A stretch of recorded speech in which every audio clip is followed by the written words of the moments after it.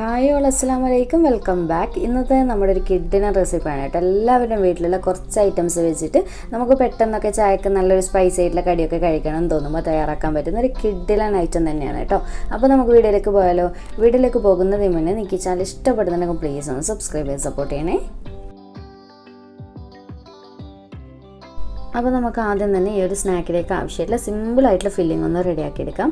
അപ്പോൾ ഈ ഒരു പാനിൽ ആദ്യം തന്നെ ഒരു 2 ടേബിൾ സ്പൂണോളം വെളിച്ചെണ്ണയാണ് ഒഴിച്ചു കൊടുക്കുന്നത്. വെളിച്ചെണ്ണയാകുമ്പോൾ കുറച്ചുകൂടി ടേസ്റ്റ് കൂടുതൽ. ഓയിലാണെങ്കിൽ അതും ഒഴിച്ചു കൊടുക്കുക, കുഴപ്പമൊന്നുമില്ല. ഒരുപാട് എണ്ണയൊന്നും വേണ്ട കേട്ടോ, 2 ടേബിൾ സ്പൂൺ മാത്രം മതി. എണ്ണ ഇപ്പോൾ നന്നായി ചൂടായി വന്നതിന് ശേഷം നമുക്കിതിലേക്ക് ഒരു വലിയ സവാള ഇതുപോലെ ചെറുതായിട്ട് കട്ട് ചെയ്തിട്ട് ചേർത്ത് കൊടുക്കുന്നുണ്ട്. ചെറിയ ടൈപ്പ് സവാളയാണെങ്കിൽ 2 എണ്ണോളം ചേർത്ത് കൊടുത്തോളേ. ഈ ഒരു സമയത്ത് ഒരല്പം ഉപ്പും കൂടി ഇട്ട് കൊടുക്കുക. എന്നിട്ട് നല്ലപോലെ സവാള ഒന്ന് വാടി വരുന്നവരെ വെയിറ്റ് ചെയ്യാം. ഇത്രയും മതി കേട്ടോ. കണ്ടില്ല, നമ്മുടെ സവാളയൊക്കെ അത്യാവശ്യം നല്ലപോലെ കളറൊക്കെ മാറി വന്നിട്ടുണ്ട്. ഈ ഒരു സമയത്ത് നമുക്കൊരു 1.5 ടേബിൾ സ്പൂണോളം ഇഞ്ചി, വെളുത്തുള്ളി, പച്ചമുളക് 3 കൂടി ഒന്നിച്ച് ചെറിയത് പൊടിയായിട്ട് കട്ട് ചെയ്തിട്ടാണ് ചേർത്ത് കൊടുക്കുന്നത്. നിങ്ങൾക്കിത് ചതച്ചെടുത്തിട്ട് ചേർത്ത് കൊടുക്കുന്നുണ്ടെങ്കിൽ അങ്ങനെയും ചെയ്ത് കൊടുക്കാം.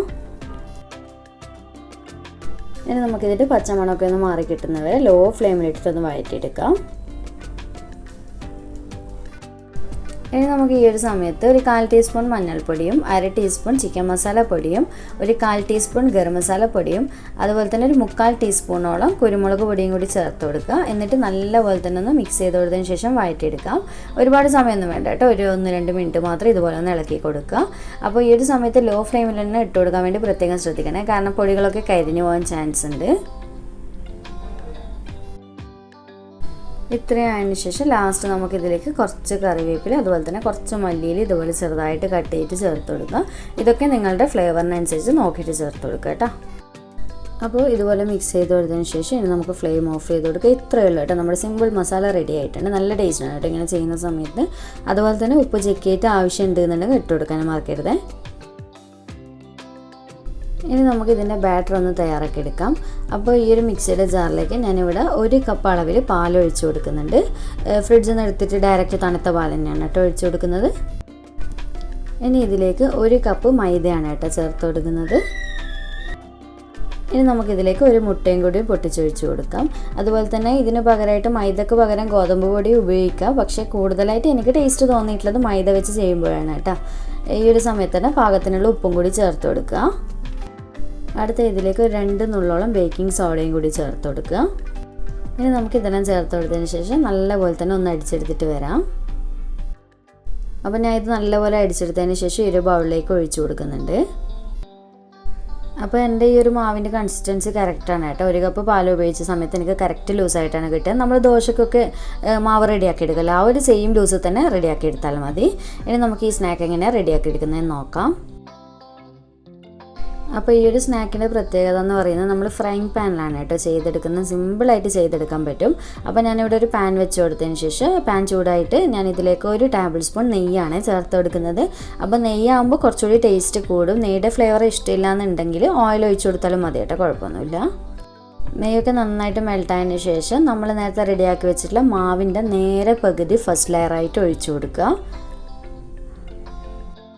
ഈ ഒരു സമയത്ത് ഫ്ലെയിം നല്ലപോലെ കുറച്ച് വെച്ചിട്ടാണ് നമ്മൾ ഈ ബാറ്റർ ഒഴിച്ചു കൊടുക്കാൻ പാടുള്ളൂ. എന്നിട്ട് ഇതിൻ്റെ മുകളിലായിട്ട് ഉടനെ തന്നെ നമ്മൾ നേരത്തെ റെഡിയാക്കി വെച്ചിട്ടുള്ള ആ ഒരു മസാല ഉണ്ടല്ലോ, അത് എത്രയാണോ കഴിക്കാൻ താല്പര്യം അതിനനുസരിച്ച് എല്ലാ ഭാഗത്തേക്കുമായിട്ട് ഒരേ രീതിക്ക് വെച്ച് കൊടുക്കുക.